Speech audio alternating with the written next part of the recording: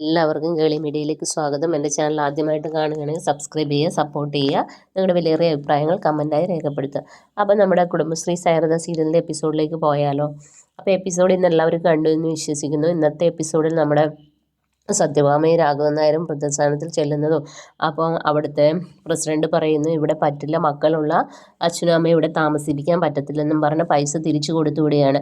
അപ്പോൾ സത്യഭാമ ചോദിക്കുന്നുണ്ട് അതെന്താണെന്ന്. അപ്പോൾ അവർ പറയുന്നത് ഇന്നത്തെ മീറ്റിങ്ങിലെടുത്ത തീരുമാനമാണെന്ന് പറയുന്നത്. അങ്ങനെ പൈസ കൊടുത്തവർ പുറത്ത്. അപ്പോൾ സത്യഭാമയും രാഘവൻ നായരും ആ തിണ്ണയിൽ പോയിരിക്കുകയാണ്. ആരുമില്ലാതെ എന്ത് ചെയ്യണമെന്ന് പറയാൻ സത്യഭാമ ആരെയൊക്കെ വിളിക്കുന്നു, പക്ഷെ ഒന്നും ശരിയാകുന്നില്ല.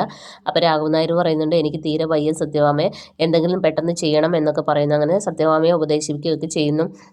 ഇതേ സമയം തന്നെ അവിടെ നമ്മുടെ സുസ്മിത രോഹിത്തിൻ്റെ അടുത്ത് കാര്യങ്ങളൊക്കെ പറയുന്നു. അങ്ങനെ രോഹിത്തിൻ്റെ കണ്ണിൽ നിന്ന് കണ്ണീരൊക്കെ വീഴുന്നുണ്ട്. പക്ഷേ അപ്പോൾ നമ്മുടെ സുസ്മിത പറയുന്നു, നീയാണ് ഇനി അവിടുത്തെ രാജാവ്, നീ അതിന് തയ്യാറാണോ എന്നൊക്കെ പറഞ്ഞു. അങ്ങനെ രണ്ടുപേരും കൈയൊക്കെ കൊടുക്കുകയാണ്.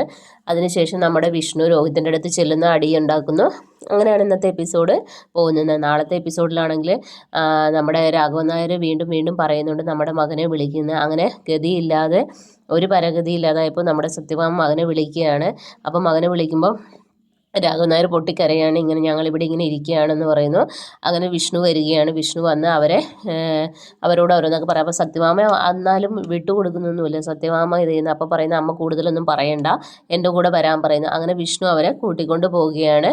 പിന്നീടാണെങ്കിൽ നമ്മുടെ ശാലിനിയുടെ അടുത്ത് നമ്മുടെ പിള്ള സാർ വിളിച്ച് എല്ലാ കാര്യങ്ങളും ഇങ്ങനെ പറയുന്നു, മോളെ നമ്മുടെ വീട് ജപ്തിയായി എന്ന സാധനങ്ങളെല്ലാം പുറത്തിട്ടിരിക്കുന്നതിനും സത്യഭാമയും രാഘവൻ നായരും ഇങ്ങനെ പോയുള്ള കാര്യങ്ങളെല്ലാം നമ്മുടെ ശാലിനി അറിയിക്കുകയാണ്. അപ്പോൾ ശാലിനിയുടെ അമ്മ പറയുന്നത്, ദൈവമേ എന്ത് ചെയ്യും മോളെ, അവരെവിടെയായിരിക്കും, അവരൊറ്റപ്പെട്ടിരിക്കുകയായിരിക്കും, വല്ലാത്തൊരവസ്ഥയിലൂടെയാണല്ലോ കടന്നു പോകുന്നത്, എങ്ങനെയെങ്കിലും അവർക്കൊരു വഴി ഒരുക്കണം എന്നുള്ളതൊക്കെ കാര്യങ്ങളൊക്കെ നമ്മുടെ ശാലിനിയോട് പറയുകയാണ്. ശാലിനിക്കും വിഷമമാകുന്നു, അമ്മയും അച്ഛനും എവിടെയായിരിക്കും എന്നുള്ള രീതിയിൽ. സത്യഭാമയാണ് നമ്മുടെ കൃഷ്ണവിഗ്രഹവും പിടിച്ചിങ്ങനെ ഭയങ്കര സങ്കടത്തോടു കൂടിയിരിക്കുന്ന കാഴ്ചകളാണ് നമ്മൾ കാണുന്നത്.